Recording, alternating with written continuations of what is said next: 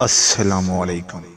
آج حاضر ہوں ایک اور حکایت لے کر، مگر اس سے پہلے اگر آپ نے ہمارے چینل کو سبسکرائب نہیں کیا تو ہمارے چینل کو سبسکرائب کر لیں، نوٹیفیکیشن کے آئیکن کو دبا دیں تاکہ آنے والی ویڈیوز کی نوٹیفیکیشن آپ کو ملتی رہے۔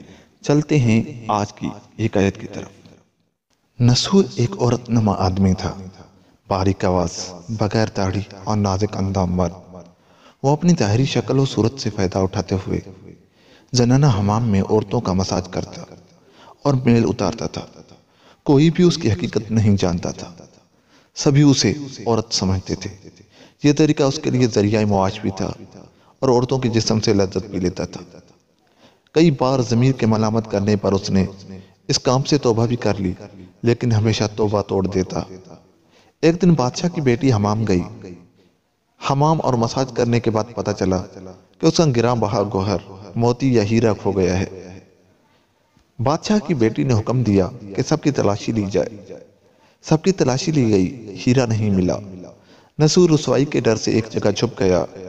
جب اس نے دیکھا کہ شہزادی کی کنیزیں اسے ڈھونڈ رہی ہیں تو سچے دل سے خدا کو پکارا اور خدا کی بارگاہ میں دل سے توبہ کی اور وعدہ کیا کہ آئندہ کبھی بھی یہ کام نہیں کروں گا، میری لاج رکھ لے مولا۔ دعا مانگ ہی رہا تھا کہ اچانک باہر سے آواز سنائی دی کہ نسو کو چھوڑ دو، ہیرا مل گیا ہے۔ نسو نم آنکھوں سے شہزادی سے رخصت لے کر گھر آ گیا۔ نسو نے قدرت کا کرشمہ دیکھ لیا تھا اور ہمیشہ ہمیشہ کے لیے اس کام سے توبہ کر لی۔ کئی دنوں سے حمام نہ جانے پر ایک دن شہزادی نے بلاوا بھیجا کہ حمام آ کر میرا مساج کرے، لیکن نسو نے بہانہ بنایا کہ میرے ہاتھ میں درد ہے، میں مساج نہیں کر سکتا ہوں۔ نسو نے دیکھا کہ اس شہر میں رہنا اس کے لیے مناسب نہیں ہے۔ سبھی عورتیں اس کو چاہتی ہیں اور اس کے ہاتھ سے مساج لینا پسند کرتی ہیں۔ جتنا بھی غلط طریقے سے مال کمایا تھا سب غریبوں میں بانٹ دیا اور شہر سے نکل کر کئی میل دور ایک پہاڑی پر ڈیرا ڈال کر اللہ کی عبادت میں مشغول ہو گیا۔ ایک دن اس کی نظر ایک بھینس پر پڑی جو اس کے قریب گھاس چر رہی تھی۔ اس نے سوچا کہ یہ کسی چرواہے سے بھاگ کر یہاں آ گئی ہے، جب تک اس کا مالک نہ آ جائے تب تک میں اس کی دیکھ بھال کر لیتا ہوں۔ لہٰذا اس کی دیکھ بھال کرنے لگا۔ کچھ دن بعد ایک تجارتی قافلہ راستہ بھول کر ادھر آ گیا۔ جو سارے پیاس کی شدت سے نڈال تھے انہوں نے نسو سے پانی مانگا۔ نسو نے سب کو بھینس کا دودھ پلایا اور سب کو سیراب کر دیا۔ قافلے والوں نے نسو سے شہر جانے کا راستہ پوچھا۔ نسو نے ان کو آسان اور نزدیکی راستہ دکھایا۔ نسو کے اخلاق سے متاثر ہو کر تاجروں نے جاتے ہوئے اسے بہت سارا مال بطور تحفہ دیا۔ نسو نے ان پیسوں سے وہاں کنواں کھدوا دیا۔ آہستہ آہستہ وہاں لوگ بسنے لگے اور عمارتیں بننے لگی۔ وہاں کے لوگ نسو کو بڑی عزت اور احترام کی نگاہ سے دیکھتے تھے۔ رفتہ رفتہ نسو کی نیکی کے چرچے بادشاہ تک جا پہنچے۔ بادشاہ کے دل میں نسو سے ملنے کا اشتیاق پیدا ہوا۔ اس نے نسو کو پیغام بھیجا کہ بادشاہ آپ سے ملنا چاہتے ہیں، مہربانی کر کے دربار تشریف لے آئیں۔ جب نسو کو بادشاہ کا پیغام ملا اس نے ملنے سے انکار کر دیا اور معترض چاہی کہ مجھے بہت سارے کام ہیں، میں نہیں آ سکتا۔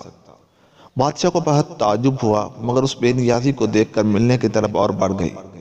بادشاہ نے کہا اگر نسو نہیں آ سکتے تو ہم خود اس کے پاس جائیں گے۔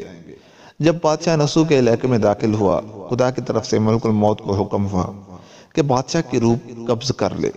چونکہ بادشاہ بطور عقیدت مند نسو کو ملنے آ رہا تھا اور یایا بھی نسو کی خوبیوں کی گرویدہ تھی، اس لیے نسو کو بادشاہ کے تخت پر بٹھا دیا گیا۔ نسو نے اپنے ملک میں عدل اور انصاف کا نظام قائم کیا۔ وہی شہزادی جسے عورت کا بھیس بدل کر ہاتھ لگاتے ہوئے بھی ڈرتا تھا، اس شہزادی نے نسو سے شادی کر لی۔ ایک دن نسو دربار میں بیٹھا لوگوں کی داد رسی کر رہا تھا کہ ایک شخص وارد ہوا اور کہنے لگا کچھ سال پہلے میری بھینس گم ہو گئی تھی، بہت ڈھونڈا مگر نہیں ملی، برائے مہربانی میری مدد فرمائے۔ نسو نے کہا تمہاری بھینس میرے پاس ہے، آج جو کچھ میرے پاس ہے وہ تمہاری بھینس کی وجہ سے ہے۔ نسو نے حکم دیا کہ اس کے سارے مال اور دولت کا آدھا حصہ بھینس کے مالک کو دے دیا جائے۔ وہ شخص خدا کے حکم سے کہنے لگا اے نسو جان لو، نہ میں انسان ہوں اور نہ ہی وہ جانور بھینس ہے، بلکہ ہم دو فرشتے ہیں تمہارا امتحان لینے آئے تھے۔ یہ سارا مال اور دولت تمہارے سچے دل سے توبہ کرنے کا نتیجہ ہے، یہ سب کچھ تمہیں مبارک ہو۔ وہ دونوں فرشتے نظروں سے غائب ہو گئے۔ اس وجہ سے سچے دل سے توبہ کرنے کو توبہ نسو کہتے ہیں۔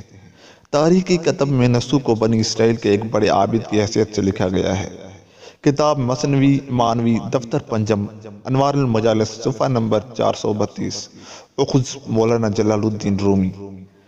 سبق: نصب و رزق کمانے کے لیے اللہ کا ناپسندیدہ کام کیا کرتا تھا۔ جب وہ کام اللہ کے خوف کی وجہ سے چھوڑا تو اللہ نے رزق کے اسباب پیدا کی اور بادشاہت تک عطا کر دی۔ حرام طریقے سے لذت حاصل کرنا چھوڑا تو اللہ نے نکاح میں شہزادی دے دی۔